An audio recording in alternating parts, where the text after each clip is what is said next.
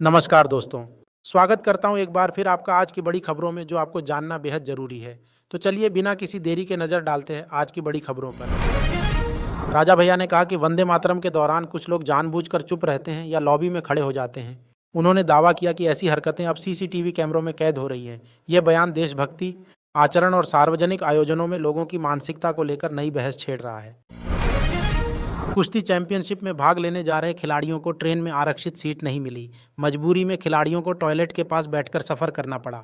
इस घटना ने खेल प्रशासन और रेलवे व्यवस्था पर सवाल खड़े कर दिए हैं। खिलाड़ियों ने विवाद, सम्मान और सुविधाओं की अनदेखी का आरोप लगाया है। कांग्रेस नेता पर राष्ट्रीय पक्षी मोर की हत्या का गंभीर आरोप लगा है। पुलिस के अनुसार मोर का मांस पकाकर पार्टी की जा रही थी। सूचना मिलते ही पुलिस ने छापा मारकर आरोपी को पकड़ लिया। वन्यजीव संरक्षण कानून के तहत मामला दर्ज किया गया है। घटना से राजनीतिक और सामाजिक बढ़ गया।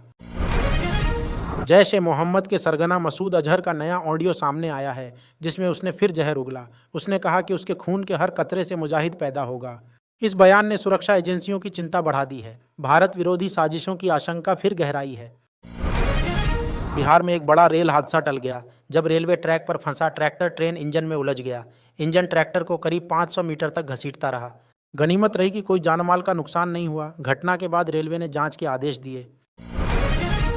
बांग्लादेश में दीपू चंद्र दास की हत्या से गुस्सा भड़क उठा है। भारत में बांग्लादेश हाई कमीशन के बाहर प्रदर्शन किया गया। प्रदर्शनकारियों ने दोषियों पर कार्रवाई और अल्पसंख्यकों की सुरक्षा की मांग उठाई। मामला अब कूटनीतिक तनाव का रूप लेता दिख रहा है।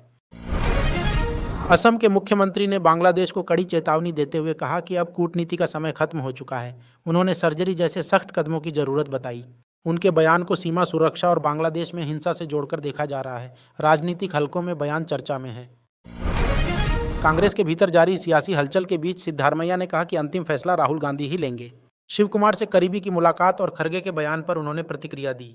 यह बयान पार्टी में नेतृत्व और रणनीति को लेकर चल रही चर्चाओं को और तेज करता है।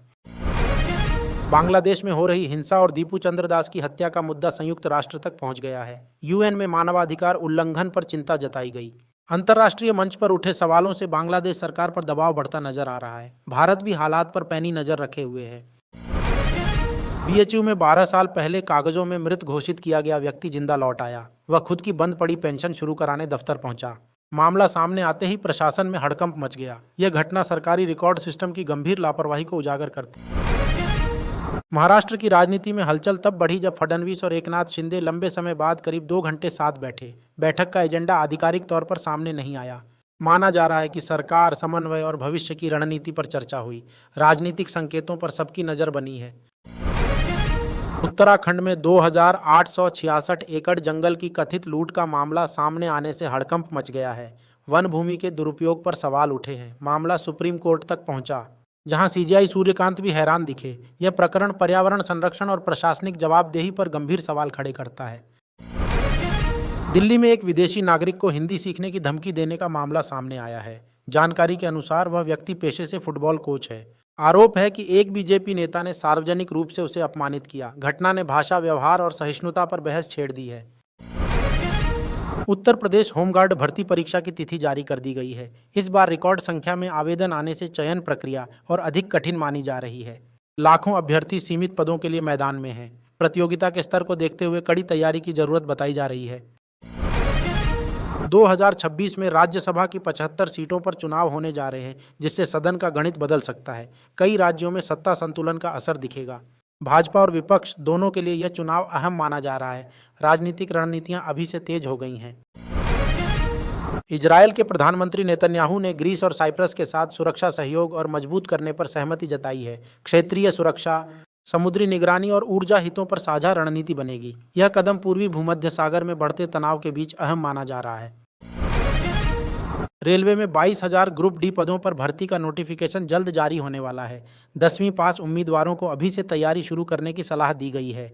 लंबे समय से भर्ती का इंतजार कर रहे युवाओं के लिए यह बड़ी राहत मानी जा रही है।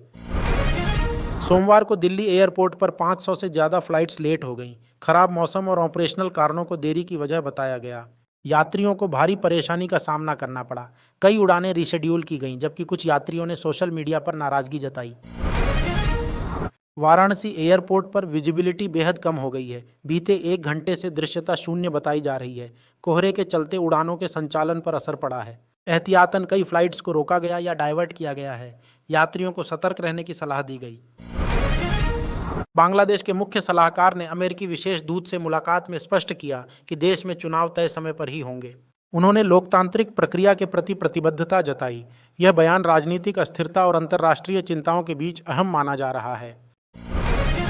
जम्मू कश्मीर के वुयान खरेब इलाके में आतंकी के एक मददगार को गिरफ्तार किया गया है। सुरक्षा बलों ने उसके पास से हथियार और गोला बारूद बरामद किया। जांच एजेंसियां नेटवर्क की कड़ियां खंगाल रही हैं। कार्रवाई को आतंकवाद के खिलाफ बड़ी सफलता माना जा रहा है। दिल्ली में बढ़ते तनाव के बीच बांग्लादेश ने भारतीय नागरिकों के लिए वीजा सेवा सस्पेंड कर दी है। इस फैसले को कूटनीतिक संबंधों में आई तल्खी से जोड़कर देखा जा रहा है। अचानक लिए गए इस कदम से यात्रियों और व्यापारिक गतिविधियों पर असर पड़ने की आशंका जताई जा रही है। प्रसिद्ध ब्रिटिश सिंगर और गीतकार क्रिस री का 74 वर्ष की उम्र में निधन हो गया। उनके निधन से संगीत जगत में शोक की लहर दौड़ गई। ड्राइविंग होम फॉर क्रिसमस जैसे गानों से उन्होंने दुनिया भर में पहचान बनाई थी। प्रशंसक उन्हें भावभीनी श्रद्धांजलि दे रहे हैं। दिल्ली में प्रधानमंत्री नरेंद्र मोदी और गृह मंत्री अमित शाह से मुलाकात के बाद मुख्यमंत्री नीतीश कुमार पटना लौट आए। इस मुलाकात को राजनीतिक दृष्टि से अहम माना जा रहा है। हालांकि बातचीत के एजेंडे को लेकर आधिकारिक जानकारी नहीं दी गई। बिहार की सियासत में इसके मायने तलाशे जा रहे हैं। इंडियन आर्मी अग्निवीर भर्ती परीक्षा का रिजल्ट आधिकारिक वेबसाइट joinindianarmy.nic.in पर जारी कर दिया गया है। उम्मीदवार अपने लॉगिन विवरण के जरिए परिणाम देख सकते हैं। चयन प्रक्रिया के अगले चरणों को लेकर भी जल्द सूचना जारी की जाएगी। युवाओं में रिजल्ट को लेकर उत्साह और हलचल देखी जा रही है। कोडीन कफ सिरप तस्करी मामले में 50,000 के इनामी शुभम जायसवाल समेत 4 आरोपियों के खिलाफ लुकआउट नोटिस जारी किया गया है। पुलिस को आशंका है कि आरोपी देश छोड़कर फरार हो सकते हैं। जांच एजेंसियां नेटवर्क और सप्लाई चेन की गहन पड़ताल में जुटी हैं। मैक्सिको में एक सैन्य मेडिकल विमान दुर्घटनाग्रस्त हो गया। हादसे में मरीज समेत 5 लोगों की मौत हो गई। विमान आपात चिकित्सा मिशन पर था। दुर्घटना के कारणों की जांच शुरू कर दी गई है। इस हादसे से देश में शोक की स्थिति है और सुरक्षा मानकों पर सवाल उठे हैं।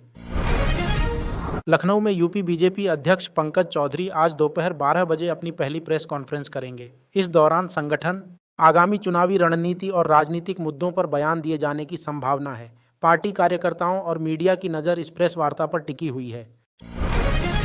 श्रीलंकाई नौसेना ने समुद्र में मछली पकड़ने गए 12 भारतीय मछुआरों को गिरफ्तार कर लिया है। एक भारतीय नाव भी जब्त की गई है। घटना के बाद भारत श्रीलंका के बीच मछुआरों के मुद्दे पर फिर तनाव बढ़ने की आशंका जताई जा रही है। मौसम विभाग के अनुसार उत्तराखंड में अगले 5 दिनों तक बर्फबारी और बारिश की संभावना नहीं है। देहरादून समेत कई इलाकों में मौसम साफ रहेगा। इससे पर्यटन और यात्रा गतिविधियों को राहत मिलने की उम्मीद है। हालांकि पहाड़ी क्षेत्रों में ठंड बरकरार रहने की चेतावनी दी गई है। ढाका में मीडिया संस्थानों पर हुई तोड़फोड़ के मामले में सुरक्षा एजेंसियों ने सख्त कार्रवाई की है। अब तक 17 से अधिक लोगों को गिरफ्तार किया गया है। घटना को प्रेस की स्वतंत्रता पर हमला बताया जा रहा है। सरकार ने दोषियों पर कड़ी कार्रवाई का भरोसा दिलाया है। इजरायल, ग्रीस और साइप्रस के नेताओं ने क्षेत्रीय सहयोग को लेकर अहम चर्चा की। बैठक में सुरक्षा, ऊर्जा और समुद्री स्थिरता जैसे मुद्दों पर फोकस रहा। 3 देशों ने आपसी साझेदारी मजबूत करने पर सहमति जताई। इसे पूर्वी भूमध्य सागर की रणनीति से जोड़कर देखा जा रहा है। चुनाव आयोग आज केरल, मध्य प्रदेश और छत्तीसगढ़ की SIR ड्राफ्ट वोटर लिस्ट जारी करेगा। मतदाता सूची के इस चरण को आगामी चुनावों के लिहाज से अहम माना जा रहा है। नागरिकों को नाम और विवरण जांचने का मौका मिलेगा। आपत्तियों और सुधारों की प्रक्रिया भी शुरू होगी। भारत न्यूजीलैंड डील को लेकर विदेश मंत्री ने कड़ी नाराजगी जताई है। उन्होंने कहा कि यह न तो पूरी तरह फ्री है और न ही फेयर। समझौते में कुछ शर्तों को भारत के हितों के खिलाफ बताया गया है। डील पर दोबारा समीक्षा की मांग तेज हो रही है। बांग्लादेश की यूनुस सरकार को लेकर सियासी हलचल तेज हो गई है। उस्मान हादी के संगठन ने सरकार गिराने की चेतावनी दी है। बयान के बाद राजनीतिक अस्थिरता की आशंका बढ़ गई है। सरकार समर्थकों और विपक्ष के बीच टकराव की स्थिति बनती दिख रही है।